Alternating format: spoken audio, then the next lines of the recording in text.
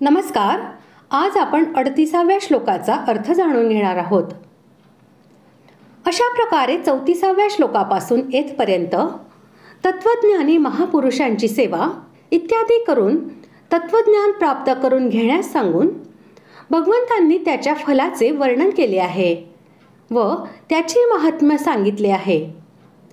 तेव्हा अशी जिज्ञासा वाटू लागते की हे तत्वज्ञान ज्ञानी महापुरुषांकडून श्रवण करून विधीपूर्वक मनन आणि निधिध्यासन इत्यादी ज्ञानयोगाच्या साधनांनीच प्राप्त केले जाऊ शकते की त्याच्या प्राप्तीचा दुसरा एखादा मार्ग आहे. त्यावर पुढील श्लोकात पुन्हा ज्ञानाचा महिमा प्रकट करीत भगवंत कर्मयोगाने सुद्धा तेच ज्ञान आपोआप प्राप्त होते असे सांगत आहेत. श्लोक 38. न हि ज्ञानेन सदृशं पवित्रमिह विद्यते तत्स्वयं योग संसिद्ध कालेनात्मनि विन्दति.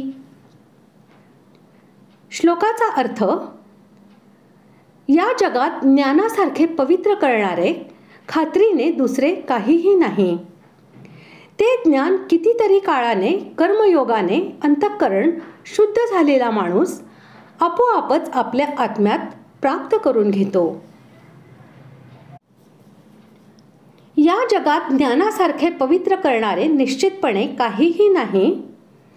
या वाक्याद्वारे असे दाखविले आहे की या जगात यज्ञ, दान, तप, सेवा, पूजा, व्रत, उपवास, प्राणायाम, शमदम, संयम आणि जपध्यान इत्यादी जितकी म्हणून साधने आहेत व गंगा, यमुना, त्रिवेणी इत्यादी मनुष्यांच्या पापांचा नाश करून त्याला पवित्र करणारी जितकी तीर्थे आहेत त्यापैकी कोणतेही या यथार्थ ज्ञानाची बरोबरी करू शकत नाही.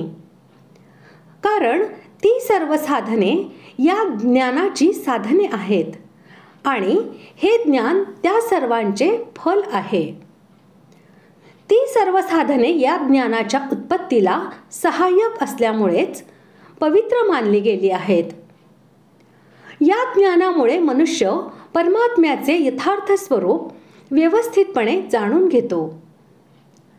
त्याच्यामध्ये असत्य, कपट, चोरी, व्यभिचार इत्यादी पापांचा, राग, द्वेष, हर्ष, शोक, अहंता, ममता इत्यादी सर्व विकारांचा व अज्ञानाचा सर्वस्वी अभाव झाल्यामुळे तो परम पवित्र बनतो.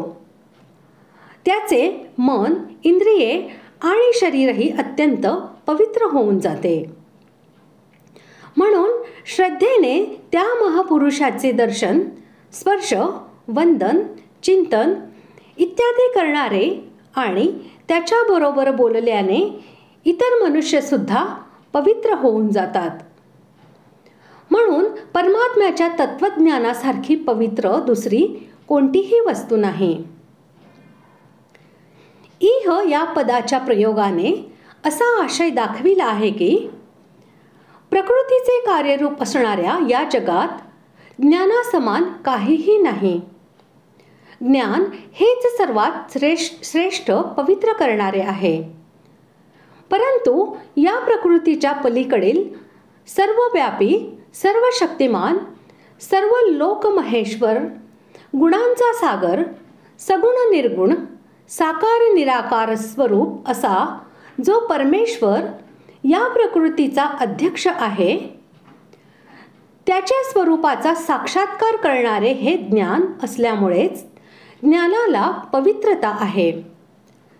तो सर्वांचा सुहृद, सर्वाधार परमात्मा परमपवित्र आहे. त्याच्यापेक्षा येथे ज्ञानाला पवित्र म्हटलेले नाही. तेव्हा त्याच्यापेक्षा जास्त कुणी कसे असू शकेल?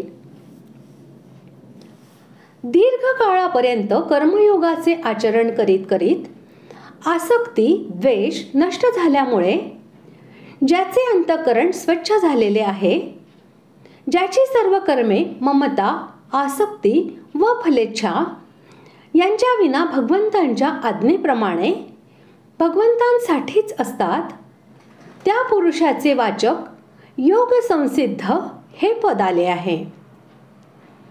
म्हणून या प्रकारे योगसिद्ध पुरुष ते ज्ञान आत्म्यामध्ये आपोआप प्राप्त करून घेतो. या वाक्याचे तात्पर्य असे समजावे की ज्यावेळी त्याचे साधन पराकाष्ठेला पोहोचते, त्याच क्षणी परमेश्वराच्या अनुग्रहाने त्याच्या अंतःकरणात आपोआप ते ज्ञान प्रकाशित होते. याचा अर्थ असा की त्या ज्ञानाच्या प्राप्तीसाठी दुसरे कोणतेही साधन करावे लागत नाही आणि ज्ञान प्राप्त करून घेण्यासाठी त्याला ज्ञानी पुरुषांजवळ राहावेही लागत नाही.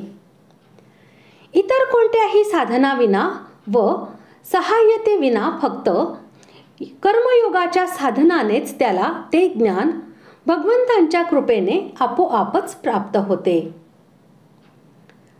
अशा प्रकारे आज आपण 38व्या श्लोकाचा अर्थ जाणून घेतला. पुढील भागात आपण 39व्या श्लोकाचा अर्थ जाणून घेऊया.